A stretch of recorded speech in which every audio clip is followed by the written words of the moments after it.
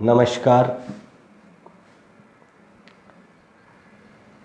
बहुत लंबे समय बाद आपसे मुखातिब होने का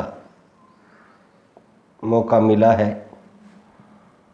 जैसा कि आप सबको मैं बता दूं, मेरा पूर्व में न्यूज़ चैनल था न्यूज़ मॉनिटर करके, जिसको न जाने किन कारणों से अचानक से बंद कर दिया गया और इसी के चलते मुझे अपने प्रोफेशन में कई दिक्कतों का सामना करना पड़ा।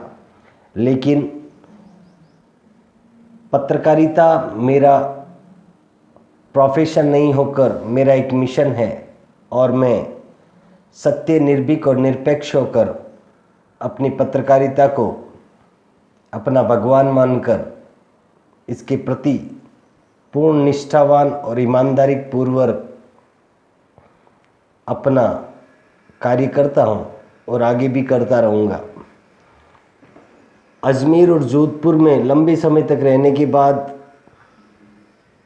किसी कारण से मुझे अपने क्षेत्र में रहने का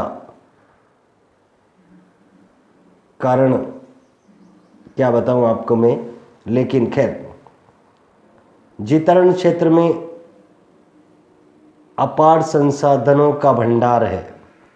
पाली जिले की जेतरण तहसील जो राजस्थान सरकार को कई ओर से राजस्व रेवेन्यू देती है, कारण क्योंकि जेतरण क्षेत्र में खनन के अपार भंडारण होने के चलते राज्य सरकारों को कई तरह से यहाँ से एक अच्छा फ़ायदा होता है। लेकिन इन्हीं जायज़ कामों के साथ साथ क्या जनता के साथ भी न्याय होता है? शायद, मुझे नहीं लगता। जेतरण तहसील में इंडिया की कई नामचीन सीमेंट कंपनियां संचालित है और एक तहसील में तकरीबन 4 सीमेंट कंपनियां कार्यरत है और 5वीं निर्माणाधीन है। लेकिन जेतरण तहसील के स्थानीय लोगों को ये कंपनियां रोजगार देने से कतराती है। कारण साफ दिख रहा है कि हो सकता है कि स्थानीय कंपनियां ये सोचती है कि शायद स्थानीय लोगों को रोजगार देने से ये एक यूनियन के रूप में खड़े हो जाएंगे, आए दिन किसी न किसी मजदूरों की मांग को लेकर फिर कहीं कंपनी के विरुद्ध खड़े नहीं हो जाए। इसीलिए ये कंपनियां आजकल ज़्यादातर काम कॉन्ट्रैक्ट पर देती है और इसमें एक कंपनी के बहुत बड़े अधिकारी से बात करने से ये सामने आया था कि चाहे कुछ भी हो जाए, स्थानीय लोगों को हम रोज़गार नहीं देंगे और ना हमें ज़रूरत है। खैर, ये बात भी करेंगे। इसके अलावा और एक बात करते हैं, यहाँ जेतरण में कई लाइमस्टोन पत्थर की माइंस हैं और कई बजरी की माइंस हैं। लेकिन इन माइंसों के अलावा भी कई तरह का अवैध खनन इस क्षेत्र में जोरों पर है।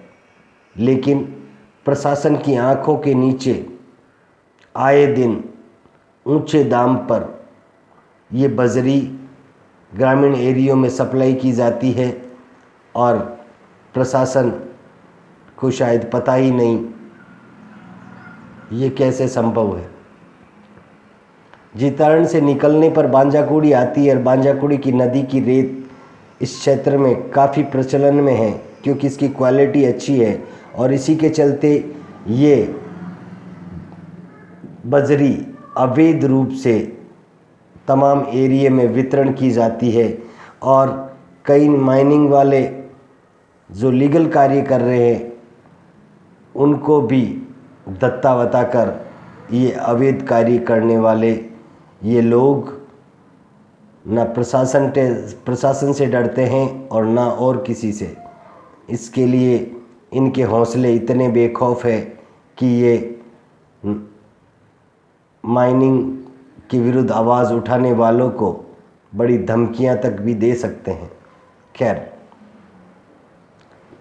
दूसरी बात के अलावा हम तीसरी बात करते हैं क्षेत्र में अवैध गोरख धंधा जो नशों के विरुद्ध चल रहा है। शराब, डोडा और अफीम का कारोबार भी इस क्षेत्र में ज़ोरों पर है, लेकिन प्रशासन की आंखों के नीचे ये कार्य भी जोरों शोरों से चलते हैं।